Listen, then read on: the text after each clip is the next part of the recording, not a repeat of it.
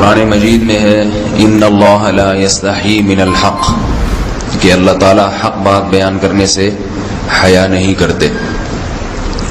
حدیث میں بھی بعض ایسے مسائل کو اللہ کے رسول نے بیان کیا ہے صلی اللہ علیہ وسلم نے جو بظاہر حیا کے خلاف ہیں، مگر اس لیے بیان کیا کہ اگر آپ صلی اللہ علیہ وسلم بیان نہ کرتے تو لوگ ان بے شرمی کے کاموں میں مبتلا ہو جاتے۔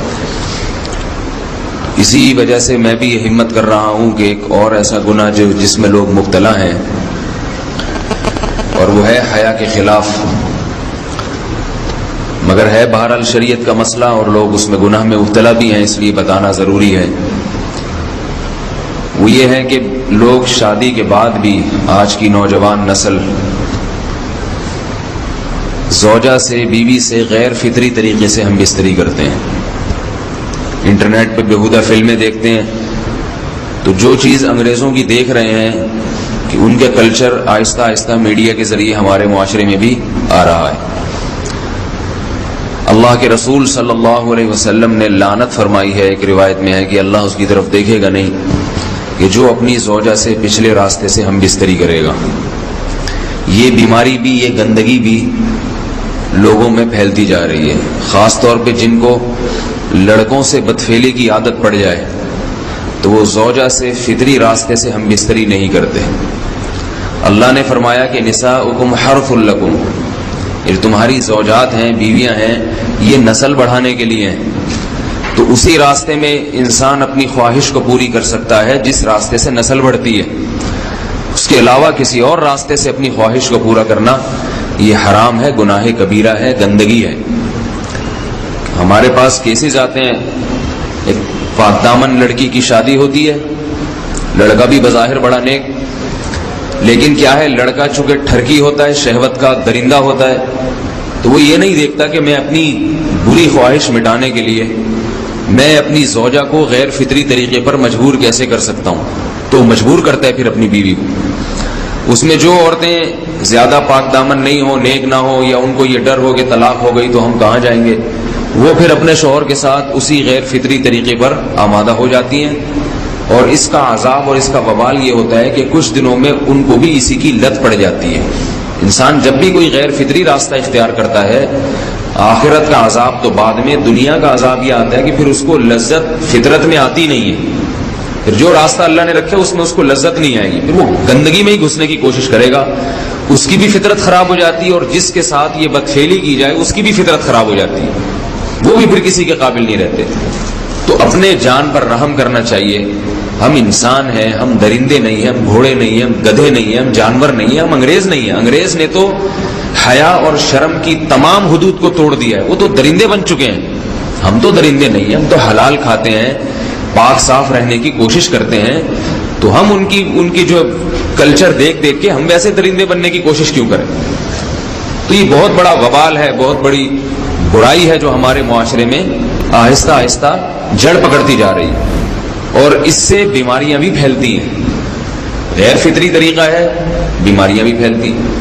ایسے کیسز آتے ہیں کہ جناب وہ مرد مجبور کر رہا ہے بیوی کو، اور وہ بیوی جو ہے ساتھ نہیں دیتی تو پھر اس کو طلاق کی دھمکیاں دیتے ہیں، ایسے کیسز بھی آتے ہیں۔ اور یہ بھی آتا ہے کہ مرد جب اپنی بیوی کو غیر فطری طریقے پر مجبور کرتا ہے، بیوی آمادہ نہیں ہوتی، تو مرد پھر یہ دھمکی دیتا ہے کہ بھائی میری خواہش تو تم سے پوری ہوتی نہیں ہے، پھر میں دوسروں کے پاس جاؤں گا۔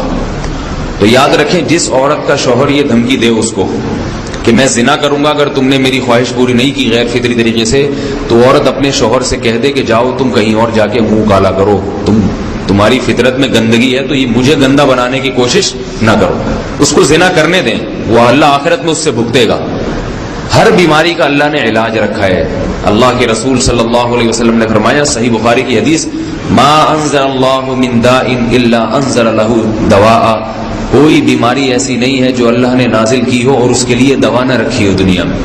تو اگر کسی کو ایسی لت پڑ گئی ہے غیر فطری کام کی، تو اس کو چاہیے کہ وہ اپنا علاج کرائے، ڈاکٹر سے بھی رابطہ کرے، اور سب سے بڑا علاج یہ کہ کچھ وقت صبر کرے گا، چھوڑ دے گا کچھ عرصے کے لیے، تو خود بخود آہستہ آہستہ صحیح ہو جائے گا۔ ایک آدمی شراب کا عادی ہے، ایک علاج تو یہ کہ ڈاکٹروں سے رابطہ کرے، اور بہترین علاج کیا؟ چھوڑ دے۔ کتنے دن تڑپے گا؟ 1 دن 2 دن 3 دن 4 دن 1 ہفتہ 2 ہفتہ، بہت زیادہ سال ہو جائے گا نا، اس کے بعد خود بہت ٹھیک ہو جائے گا۔ سگریٹ کا عادی ہے، چھوڑ دے گا تو کتنے لوگ ہم نے دیکھے ہیں دن میں 20 سگریٹ پیتے تھے، چھوڑنے پر آئے تو بالکل ایک دم چھوڑ دی انہوں نے، آہستہ آہستہ کر کے چھوڑ دی، لیکن تکلیف ہوئی مگر عادی ہو گئے۔ تو اب کسی کو یہ لت پڑ گئی ہے غلط کام کی، برائی کی، تو اس کا بہترین علاج یہ ہے کہ وہ اپنے آپ کو بدلنے کی کوشش کرے، ماحول بدلے، اور کچھ وقت صبر کرے گا تو اللہ اس سے یہ عادت چھڑا دے گا۔ نہیں کی، صبر نہیں کیا اس نے، پھر اسی گندگی میں موت واقع ہوگی، پھر آخرت کا عذاب بہت سخت، نسلیں برباد ہو جاتی ہیں اس عمل سے انسان کی۔ تو بات حیا کے خلاف ہے، مگر یہ کہ ایک بزرگ تھے وہ بات فرما رہے تھے، تو کسی نے پوچھا کہ حضرت آپ حیا کے خلاف بات کرتے ہیں، تو انہوں نے فرمایا تم بے حیائی کے کام نہیں چھوڑتے، ہم اس چھڑوانے کے لیے بات کریں تو ہم برے ہیں، اور تم کام کرو تو بھی برے نہیں۔ برائی کا کام کرنے میں برا نہیں بنتا، اور برائی کے خلاف بولنے والا برا بن جاتا ہے کہ دیکھو یہ کیسی باتیں کر رہے ہیں۔ تو بھائی باتیں ہیں اس لیے ہیں کہ یہ معاشرے میں یہ برائی پھیلتی چلی جا رہی ہے، اور یہ ہماری اپنا کلچر نہیں ہے، یہ امپورٹ ہو رہا ہے باہر سے، یہ امپورٹ ہو رہا ہے، یہ وہاں میڈیا کے ذریعے آ رہا ہے۔ تو وہ چیزیں دیکھا نہ کریں اور ان لوگوں سے دور رہا کریں۔ ہمیں تو دین کا داعی ہو کے ان کو ہدایت پر لانا تھا، بجائے ہم ہدایت پہ چل کے دوسروں کو چلانے والے بن کے ان کے راستے پہ ہم نے چلنا شروع کر دیا۔ اللہ تعالیٰ ہمیں اب دیکھیں ان کے یہاں ایڈز کا مرض پھیل گیا ہے۔ آپ بتائیے یہ ایڈز کا مرض ہمارا ہے کیا؟ یہ بیماری ہماری ہے یا ان کی ہے؟ ہمارے یہاں بیماریاں ہیں، کھانسی ہے، نزلہ ہے، ٹھیک ہے نا، بلڈ پریشر ہے، شوگر ہے، یہ بیماریاں ہماری ہیں۔ کوئی اللہ کا شکر ہے گندی بیماری ہمارے ہاں نہیں ہے۔ جتنی گندگیاں